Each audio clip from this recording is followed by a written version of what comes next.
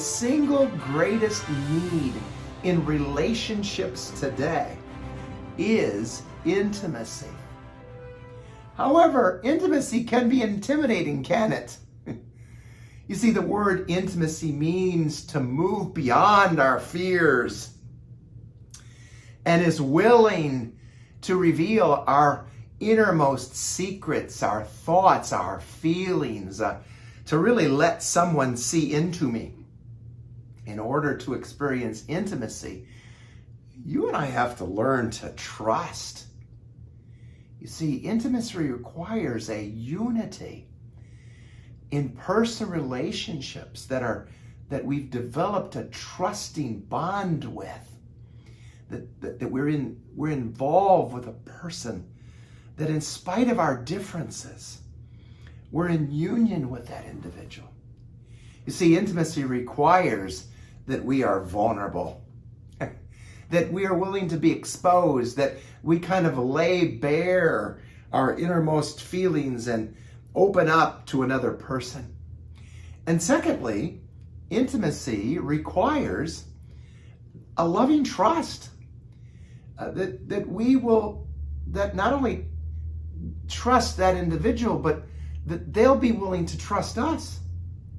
You see, intimacy results only when we are confident, and someone else is confident, frankly, that we can have that kind of open and a transparent relationship with another individual. And that's only going to occur as there is this loving bond of unconditionally sharing our weaknesses, our indiscretions, our faults, our failures with somebody else.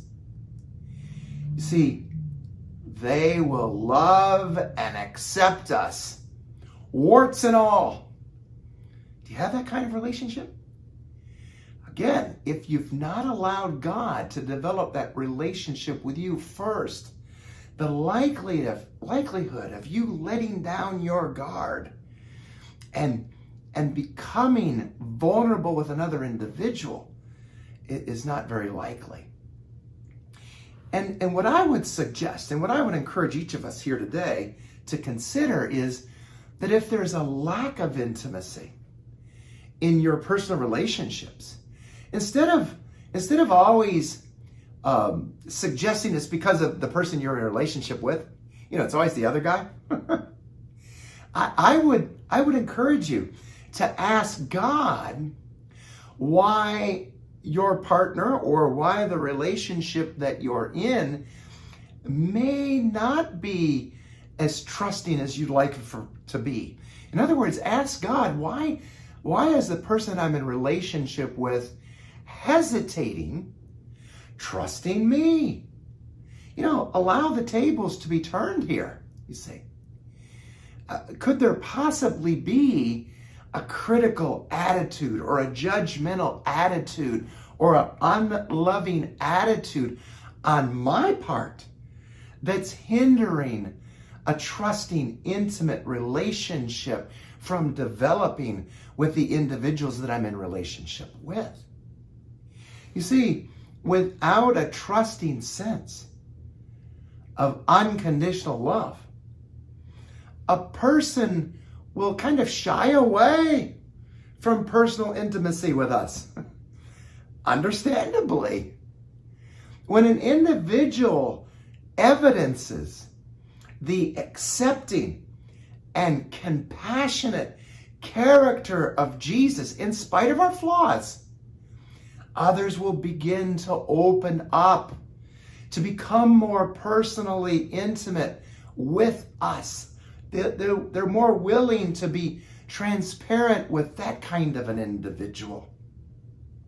Once again, trust and transparency are essential to intimately knowing another individual. And if we haven't experienced that first with Jesus, then we have no basis of sharing that with another individual. Paul says here to be devoted.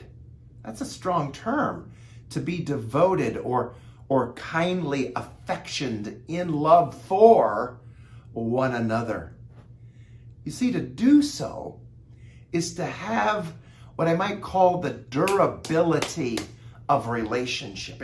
I think that's what's lacking today. Durability. So many relationships, they just last for a season, and then it's almost like they're throwaways and we just move on to the next relationship. No, Paul's talking about being devoted, the durability of relationship which withstands the pressures and the tests of life and chooses to derive love from the one who is love, the Lord Jesus Christ himself.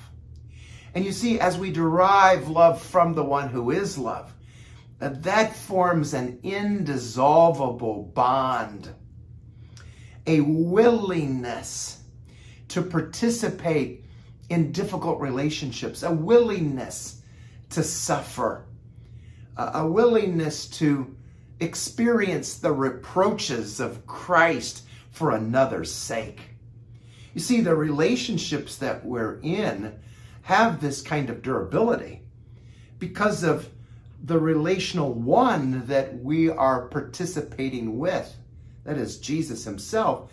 And it's the basis of our relationship with Christ that affords us the ability to be in relationship with others even when those relationships are strained.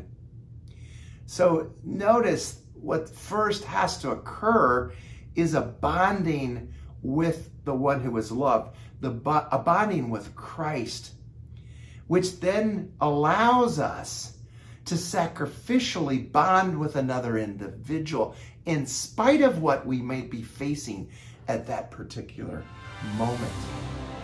Hi, I'm Don Brzezinski. I want to thank you for tuning in to our broadcasts, Life as God Intended. We are a 501c3 ministry, and if you'd like to be a part of helping support this ministry, you can go to our website in the link down below. Thank you.